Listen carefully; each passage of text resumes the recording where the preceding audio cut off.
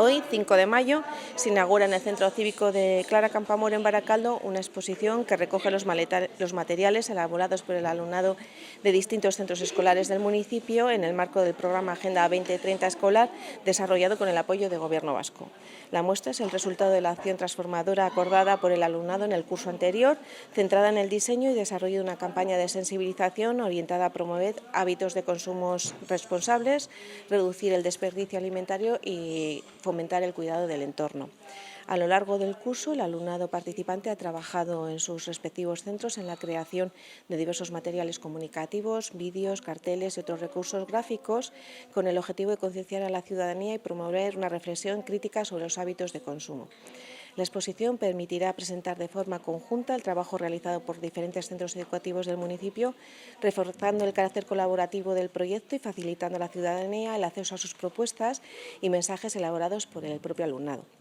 Con esta iniciativa, el alumnado se consolida como agente activo en la construcción de un municipio más sostenible, implicándose directamente en los retos vinculados al consumo responsable y la protección del entorno. Por esto, el Ayuntamiento invita a la ciudadanía a visitar esta exposición y a participar en la reflexión sobre la importancia de avanzar hacia modelos de consumo más responsables y sostenibles. Janaria ez alferrik galtzeko ideia batzuk proposatu ditugu. Lehenengo, janaria alferrik gastatzen itsasoak, lurra eta basoak ere kutsatzen ditugu. Espainiako jatetxe eta supermerkatuetan segundo oro 250 kilo janari baino gehiago alferrik galtzen direla kalkulatzen da. Janari gehiegi ez erostea eta bakarrik platerran bota jango duzuna. Janari soberakinak biltzea eta Barakaldon hainbat puntu jartzea, balabide gutxiago dituzten Barakaldoko pertsonei emateko. Bufeetan jaten ez duen janaria ordaintzea. Ikastetxetako jantokietan sobratzen den janaria aplikazio baten bidez salduko dugu merkean. Erabili izan janaria taperretan gorde eta beste berriro erabili. Proiektu honetan kruzes inguruko kutsadura puntuak eta hobetu beharreko guneak aztertuko ditugu. Arazo horiek identifikatzeko mapan kokatu ditugu txintxeta gorrien bidez. Ondoren gune bakoitza aztertu eta ingurunea hobetzeko proposamenak bilatu ditugu. Proposamen horiek txintxeta berdeekin adierazi ditugu.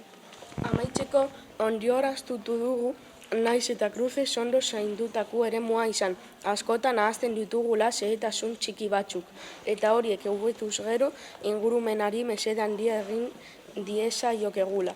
Gu Gurutzeta eskolako ikasleak gara eta bigarren eskuko arropari buruz aurkeztuko dizuegu. Arropa ez bazaizue baliotzen, ez bota, birziklatu, beste gauza batzuk egin aldituzue. Adibidez, poltsoak, muñekerak eta pelutzeak. Ere bai, ez baduzu zeuen arropa, ez badizue baliotzen, zure lagun bat edo anaiari emon, ez bota. Hemen gertu daukagu biziklatzeko kontenedore batzuk. Eta gure aurkezpenak hobeto ikusteko, hemen daukagu QR-a. Txogumuku Zulubako ikasleak gara. Eta Beurkokoak. Gaur prestatu duguna aurkeztuko dizuegu. Bideo batzuk egin ditugu, biziklapenaren inguruan. Gure bideak bereziki dira zuei erakusteko biziklapenaren garrantzia. Bideo hauei esker, espero dugu zuek ulertu ahal izatea ze garrantzi duen zabor bakoitza bere ontzian botatzea, horrela birziklatzea egiten badugu munduan zato beha da.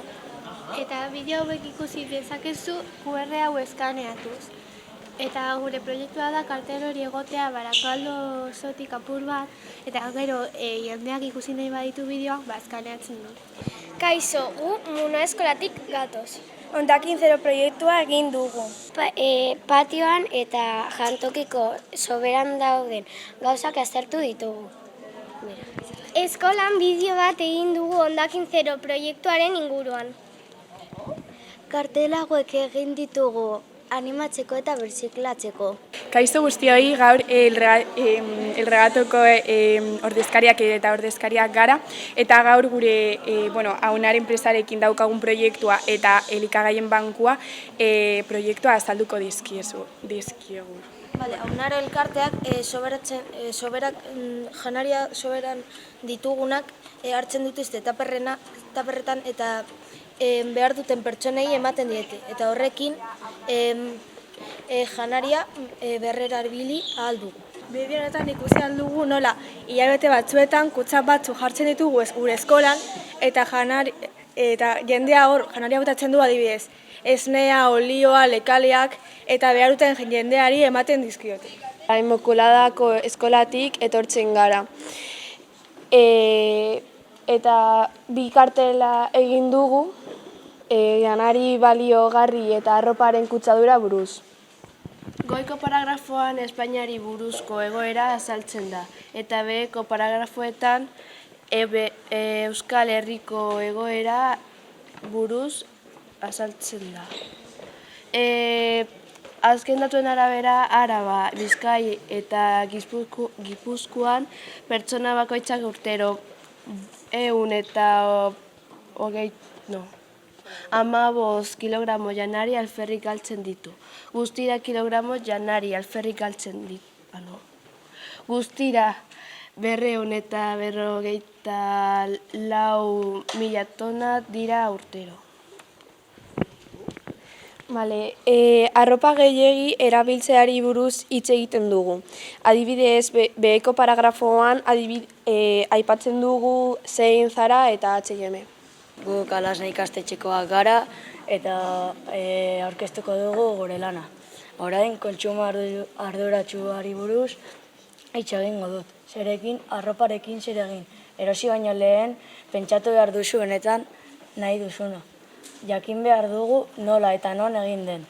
Ben erosita, erosten baduzu kamiseta bat edo zer eta ez duzu ia erabiltzen, hobeto da saltzea edo pertsona diru ez daukadala ematea. Arropa asko erabiltzen baduzu eta txikia geratzen zaizu, eman familiari bati edo norbaiti. Hobeto da hau erabiltzea eta plastikoa ez, ontsi hau eta telako poltsak. Guk arropa berrerabiltzera hitz egingo dugu eta berrerabiltzeko arroparekin donatu familia bati eman edo merkatu batera saldu ahal duzu. Eta gero nondik erositako arropa atera ahal duzu. Erosi baino lehen galdetu, non dago eginda, agian umeek egin dute arropa. Adibidez, hemen behan nire nenguzu bati ematen diot arropa txikia geratzen zaidalako. Eta nik xenari buruz hitz egingo dut. Gauzak online erosteko erabiltzen den enpresa bat da, eta pros eta kontrak daukat. Pros, merkeagoa da eta fizikorik ez duten gauzak aurki dezakezu, baina kontrak ere daude. Merkeagoa denez, hileko erosketak egiten dira. Eta gauzak web ikusten duzuen, kalitatea eta tamaina ez dira hain onak. Ere gaizki kudeatzen da eta ez dago dena bertatik bertara erosi beharrik. Kaixo gu gara Minaseko institutoa eta erabaki dugu 3 bideo txiki egitea argi geratzeko zein dirain gure helburuak. Lehenengoan, soberan geratzen den janaria ez dela zaborra erakutsi nahi dugu. Aukera bat da behar duen norbaitentzat, eta hemen dago ikusteko QR-a. Bigarrenean, fast fashiona, erakutsi nahi duguna da arroparen erosketak murriztea eta moda azkarra dela, eta hemen dago bere bideo. Eta hirugarrenean, gure eguneroko ohiturak hobetzeko. Adibidez, ameketakoan taper bat eraman aldugu eta horrela zabor gutxiago sortzen dugu. Eta hor dago bere bideo. Eta hau izan da guztia. Guk Antonio Trobatik gatoz, ekintza hau egin dugu EDBH bateko eta EDBH biko guztirak, 22 ikasle egin dugu denan, 9 posterrak egin dugu, Eta bi bideo bat da Barakaldoko jasangarriago egiten duten biekintzak eta Barakaldoa egin dezagun hobeago eta eskaneatu alduzue QR-a bideoak ikusteko. Pasaden urtean udaldia diagnostiko egin genuen, Barakaldoko komertzio eta jendeari inkesta desberdinak egin genizkien kontsumoaren inguruan. Ikertutako komertzioetan orokorrean plastiko asko erabili eta plastiko asko zabor asko sortzen zela eta komertzio txikietan zailagoa zela birziklatzea edo neurriak hartzea ondorioztatu genuen. IES Cruces Institutotik etorri gatoz eta arroparen kontsumismoa hitz egingo dugu. Denda asko daude munduan, eta denda horietan arropa asko daude soberan. Eta materialak horiek oso kutsigarriak dira. Eta gero denda horietan arropa saltzen ez duten arropa botatzen dute zaborrara. Datu ikaragarri bat da Bilbon 1958 dena daudela.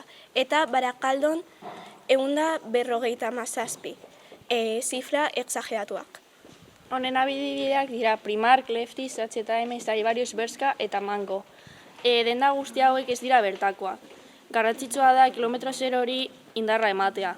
Eta kontsumoa horrela igual gutxituko da. Bertako denetan erosi eta kontsumitu burarekin.